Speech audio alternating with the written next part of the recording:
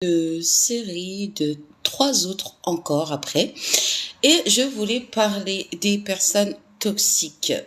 Et donc on retrouve des personnes toxiques dans différentes catégories. Si on peut les catégoriser ainsi, on va les retrouver dans le cercle amoureux, on va retrouver dans le cercle amical, on va les retrouver dans le cercle familial et dans le cercle professionnel. Moi, aujourd'hui, je voudrais commencer cette série par la famille toxique. Oui, car vraiment vous faire des blocages émotionnels dans chacune des catégories là que je vous ai citées. On va dans le cercle familial attendre l'amour du père ou de la mère biologique, euh, ou de ses frères et sœurs, ou de ses tantes et ses oncles, bref, d'un peu tout le monde. Ensuite, dans le cercle amoureux, on parlera essentiellement d'un ou d'une conjointe qui est plutôt pervers narcissique. Hein, ce sera quelqu'un d'autoritaire, de toujours impeccable. Et c'est ce qu'il faut savoir, hein, le pervers narcissique est toujours impeccable sur lui, de sorte à ce qu'on puisse pas lui quoi que ce soit. Il faut savoir aussi que seul lui ou elle a raison. Lorsque vous essayez de débattre avec un PN, c'est absolument une perte de temps et d'énergie, parce que dans tous les cas, il va décréter qu'il a raison et uniquement lui. Et après, il pourrait peut-être même avoir recours à la violence, il ou elle, hein, à la violence conjugale. Et puis dans le cadre amical, la personne toxique, elle, vous rabaissera, vous humiliera, et puis vous dira, ben non, mais c'était juste pour rire. Bah vous, ça vous a pas fait rire, mais voilà, elle vous a fait un peu comme un effet de, elle vous a désarçonné en fait, hein. Surtout si elle voit que vous êtes un petit peu trop aimé de beaucoup de personnes, elle vous fera des crises de jalousie, ah oui, ça oui, et elle cherchera du coup à vous isoler parce que vous allez briller plus qu'elle et ça la dérange. Donc voilà, et en milieu professionnel, bon bah c'est soit la hiérarchie pardon qui va faire en sorte de vous humilier, soit ce sera les collègues entre eux qui vont faire en sorte de vous rabaisser, de vous humilier et de vous faire penser les pires choses de vous. Mais aujourd'hui, vraiment, je veux qu'on s'arrête à la famille toxique. Alors la famille toxique, ça peut commencer depuis le plus jeune âge. D'ailleurs, en général, ça commence depuis le plus jeune âge. Et on vous formate. Ah, voilà, comme vous êtes un petit être qui brille un peu trop, déjà, même si ce sont des grandes personnes, on peut vous jalouser en toute impunité. Hein, on peut vous faire croire n'importe quoi parce que le cerveau d'un enfant assimile bien plus vite que le cerveau d'un adulte et donc c'est d'autant plus aisé de vous faire croire que vous êtes moche, que vous êtes bête, que vous ne comprenez rien, que vous n'êtes pas utile. Ah mais pourquoi je t'ai mis au monde? Carrément, vous allez l'entendre hein, cette phrase. Mais pour autant, vous allez devoir vous construire avec ça. Et vous allez vous construire avec ça euh, en pensant que éventuellement c'est la vraie vérité, puisque ce sont vos parents. On va parler là dans le cas du père toxique ou de la mère toxique. C'est vos parents qui clairement vous disent que vous servez à rien, alors que c'est pas vrai, hein. Et du coup, tout le cycle scolaire, vous allez avoir tendance à croire ce que vos parents vous ont dit, ou bien vos tantes, ou bien même vos frères et sœurs. Et vous allez vous construire comme ça. Mais vous n'allez être qu'un petit être fragile dans un premier temps, puis après, ça va prendre, je dirais, des proportions vraiment qui vont pas vous faire du bien.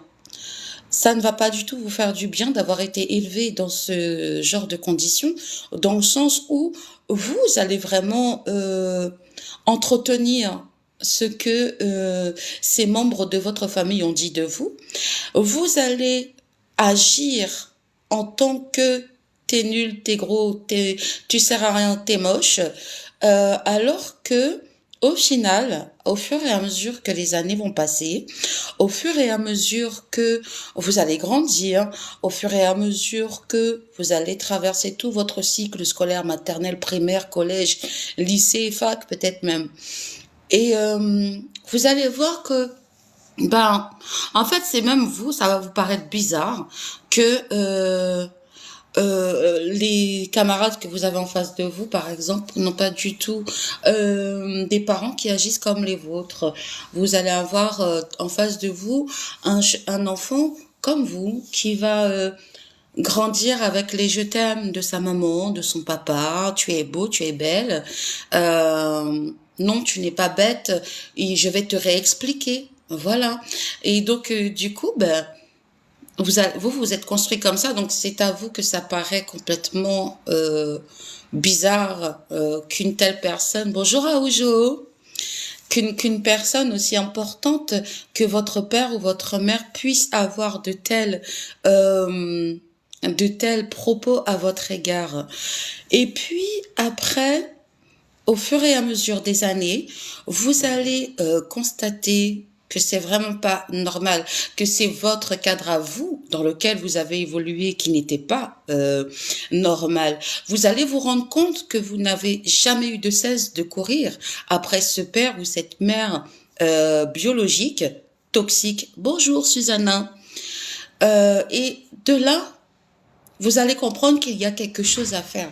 Mais c'est-à-dire que pendant de nombreuses années, vous avez évolué dans ce climat toxique, vous avez couru après, parce qu'il faut savoir qu'il y a des parents qui sont tellement manipulateurs que c'est jusqu'à toute votre famille qu'ils vont retourner contre vous, parce que vous êtes le petit élément rempli de lumière qui dérange, d'accord? Vous êtes l'enfant qui va faire que ça va changer la donne et leur façon de voir les choses, donc vous dérangez manifestement.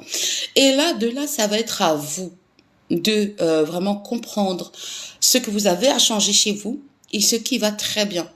Parce que forcément, avoir eu ce genre d'éducation, euh, avoir grandi dans ce genre de climat toxique, bah, va faire que vous allez avoir des blocages émotionnels, notamment un manque de confiance en vous, un dégoût de votre corps. Vous allez peut-être même vous lancer dans la boulimie ou l'anorexie. Vous allez subir, pour certains, un échec scolaire et pour d'autres, vous avez tellement cette sensation d'avoir quelque chose à prouver que vous allez vous créer de l'angoisse, du stress, parce que vous allez penser qu'il faut faire encore mieux que tout le monde, parce que pour qu'on vous aime, tout simplement. Vous allez aussi peut-être avoir des difficultés à vous faire des amis, ou bien, tout à son paradoxe, vous allez parler avec tout le monde, et parfois ce sera des bonnes personnes, parfois ce sera des mauvaises personnes, mais en tous les cas, il y a vraiment à chaque fois ce contexte où c'est tout et son contraire. Mais vraiment, ça dépend de chaque personne, hein. Vous allez avoir sans doute l'hypersensibilité, avec cette sensation d'être constamment incompris. Et du coup, vous allez croire que c'est les gens autour de vous qui ne vous aiment pas, parce que de toute façon, vos parents vous ont appris que personne ne vous aime. Donc pour vous, c'est normal en fait. Mais ça vous blesse, ça vous crée des blessures de l'âme, des blessures d'enfance que vous allez accumuler au fur et à mesure du temps, et que si vous ne faites pas quelque chose, il peut y avoir des fins assez dramatiques, assez fatales, et c'est pas ce qu'on cherche. Et c'est ça le message que je voudrais vous faire passer aujourd'hui, parce que étant une personne qui a eu le syndrome de la peur de l'abandon et à peu près tout ce que je viens de vous décrire, j'ai été amenée à faire énormément de travail sur moi-même. Alors, bien entendu,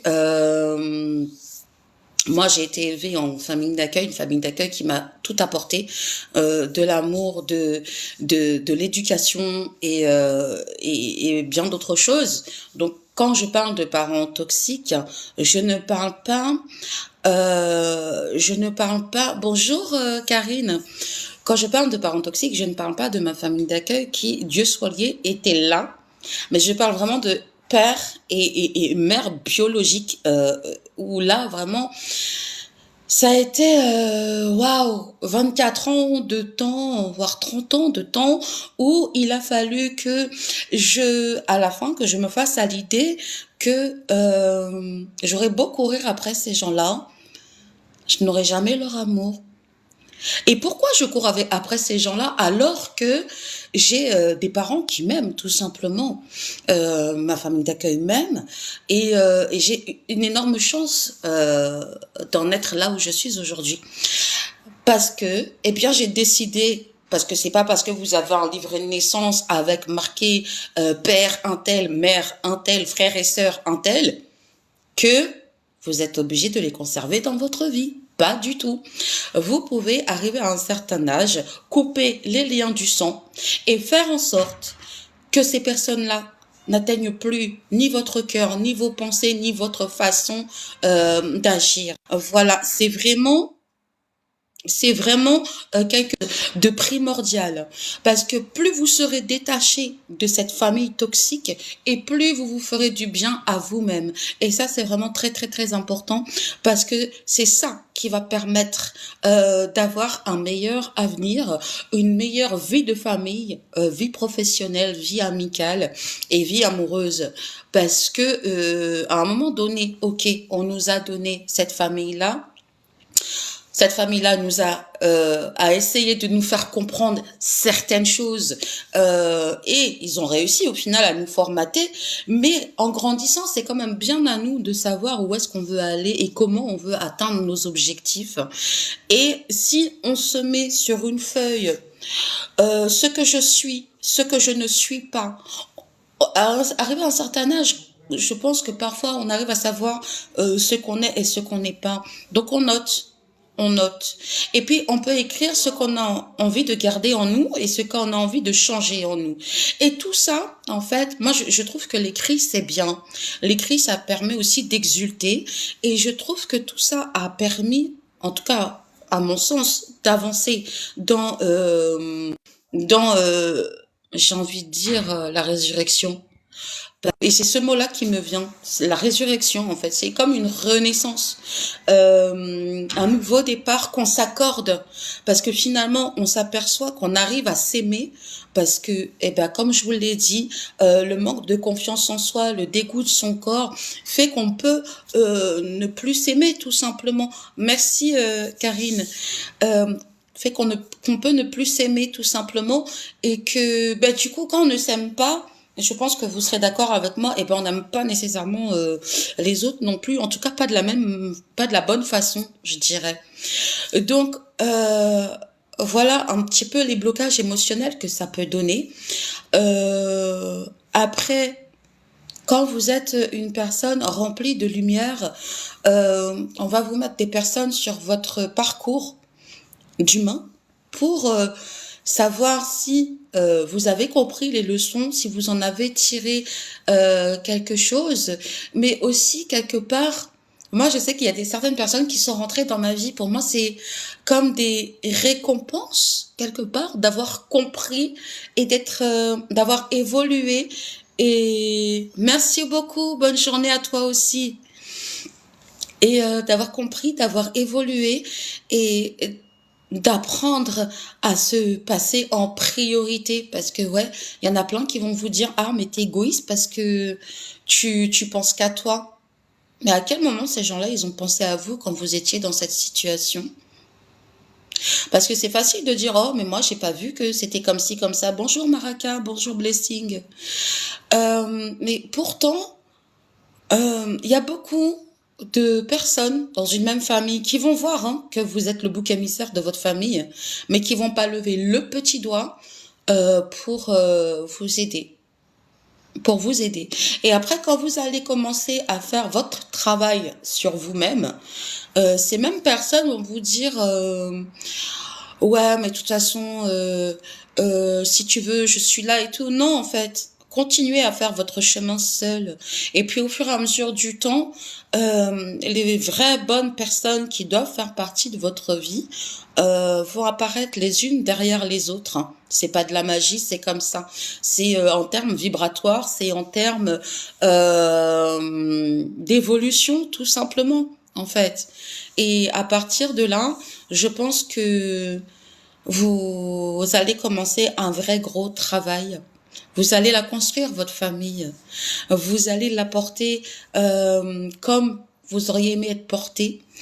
Vous allez aimer vos enfants. Donnez-vous cette chance en tous les cas. Donnez-vous cette chance d'être heureux, heureuse. Donnez-vous cette chance de procurer du bonheur aux gens. Mais surtout, surtout, surtout, procurez-vous du bonheur à vous-même.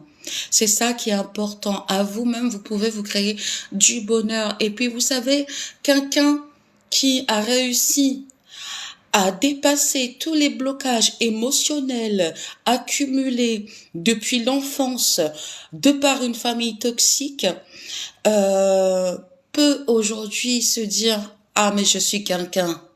Parce que dans tous les cas, vous êtes quelqu'un quand vous arrivez à dépasser tout ça. Mais déjà, vous êtes quelqu'un du fait de supporter tout ça, parce que c'est très dur à supporter une famille toxique, attention. C'est pas pour rien qu'il y a certains qui ne restent pas en vie, malheureusement. Mais en tous les cas, c'est possible. Il faut c'est à vous seul, hein, de croire en vous réellement, c'est à vous seul. Et une fois que vous allez croire en vous, une fois que ça va vous permettre d'ouvrir les yeux sur peut-être des personnes que vous n'auriez même pas soupçonnées de votre entourage et qui au final, arrivés à terme, n'ont plus rien à faire dans votre vie. Il faut couper les ponts. Il faut les couper une bonne fois pour toutes. Une fois que vous avez vu que ces personnes-là étaient néfastes, c'est la meilleure des choses à faire à mon sens. Et puis après votre évolution, vous la devrez à vous-même. À vous-même, et vous pourrez vous remercier de vous avoir dit, de vous être dit, je peux avoir confiance en moi, je ne suis pas tout ce que la famille m'a dit, je suis comme ci, comme ça, comme ça. Parce que réellement, si vous n'avez pas ce déclic-là, ou si vous ne continuez pas, parce qu'il y en a qui commencent le travail sur eux-mêmes, mais qui terminent pas, parce que mine de rien, ces gens-là, ils arrivent toujours à rentrer dans leur tête et à leur faire n'importe quoi. Alors qu'au final, c'est pas ce qu'on cherche. On cherche à se sentir bien. On cherche à se sentir mieux. On cherche à atteindre nos objectifs. Et pour ça, on n'a pas besoin des gens, hein. Réellement, pas de ces gens-là, en tout cas. La famille, là, à un moment donné, c'est marqué dans aucun livret de famille que vous êtes obligé de rester lié à eux ad vitam aeternam. C'est pas comme ça. C'est pas comme ça. Et à un moment donné, si vous voyez que c'est plus en adéquation avec vous, eh bien, vous partez. Il n'y a pas besoin de faire des histoires, parce qu'on n'aime pas ça, hein. Les histoires, ça prend beaucoup d'énergie. Des fois, il y a des histoires qui réveillent des squelettes du placard, et puis après, il y a des histoires qui n'en finissent jamais. Donc, excusez-moi, mais il n'y a pas besoin de faire d'histoire pour enlever quelqu'un de votre vie.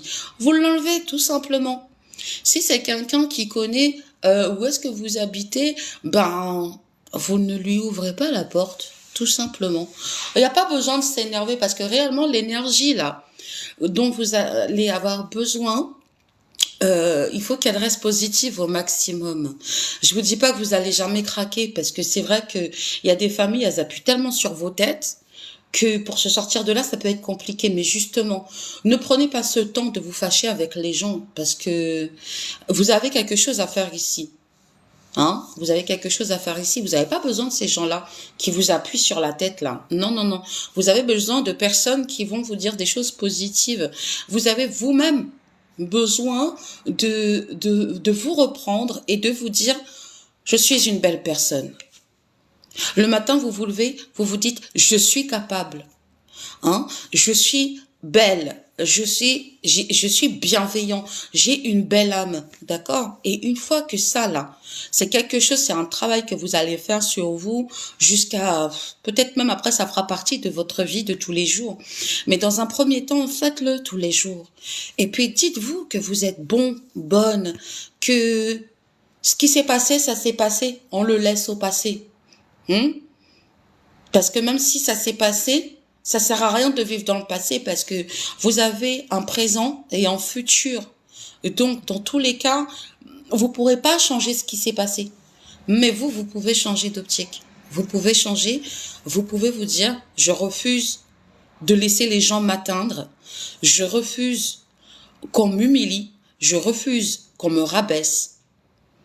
Vous allez le dire à ces gens-là, s'ils vous entendent pas, et d'ailleurs très souvent ils ne vous entendent pas, ils ne vous écoutent même pas, parce que pour eux c'est eux seuls qui ont raison.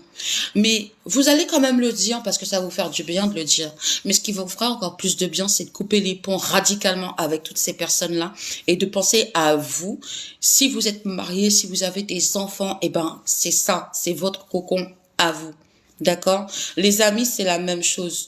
Quand vous avez des amis qui deviennent un peu trop jaloux vous concernant, zappez ça. Ne laissez aucune énergie négative rentrer dans votre âme, dans votre tête, dans votre corps. C'est pas la peine en fait. C'est pas la peine parce que c'est vraiment néfaste en fait. Et on va pas vivre comme ça. On va pas vivre comme ça. La société, elle est déjà assez dure comme ça.